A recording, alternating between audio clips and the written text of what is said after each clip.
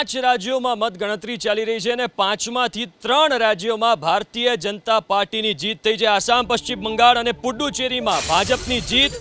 ત્રણેય રાજ્યોમાં ભાજપની બેઠકની સાથે વોટ શેર પણ વધ્યો છે। પશ્ચિમ બંગાળમાં ભાજપ 193 બેઠક સાથે આગળ છે।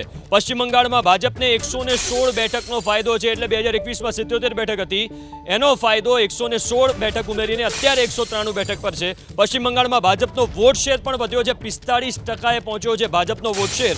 પશ્ચિમ બંગાળમાં ટીએમસીનો વોટ શેર ઘટીને 41.26% થયો છે। પ્રચંડ ફાયદો ભારતીય જનતા પાર્ટીને પશ્ચિમ બંગાળમાં અને ટીએમસીને પ્રચંડ નુકસાન થયું છે। મમતા દીદીને જેટલી સીટો મળી હતી ગઈ વખત એના કરતાં અડધી પણ નથી મળી।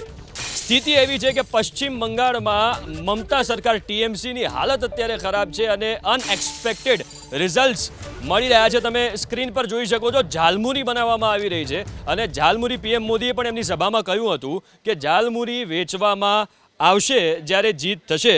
सर, 2011 में जिस पार्टी को पश्चिम बंगाल में एक भी बैठक नहीं मिली थी, 2026 में 193 बैठक मिल रही है।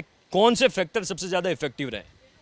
मेरा मानना है कि जो आज मीडिया का एक्सपोजर बहुत ज़्यादा है आप जैसे लोगों का, तो लोग जो वहाँ पे बंगाल में भी थे, दे आर ऑल्सो, वो भी प्रोग्रेसिव माइंड के हैं। वो गुजरात का मॉडल और जो स्टेट्स हैं वहाँ पे देखा है किस तरीके से डेवलपमेंट और इन चीज़ों के ऊपर हुआ है, और जबकि सालों साल बंगाल को पिछड़ा रखा गया, अब उन्हें भी लगा कि उन्हें भी डेवलपमेंट की ओर बढ़ना चाहिए। और मेरा मानना है कि ये जो परिवर्तन आना था बहुत ज़रूरी था, लोग इसके लिए अब तैयार हो उठे और वही परिवर्तन जो और जगह है वो देखना चाहते हैं। इंडस्ट्रियलाइजेशन, डेवलपमेंट, इन चीज़ों के ऊपर।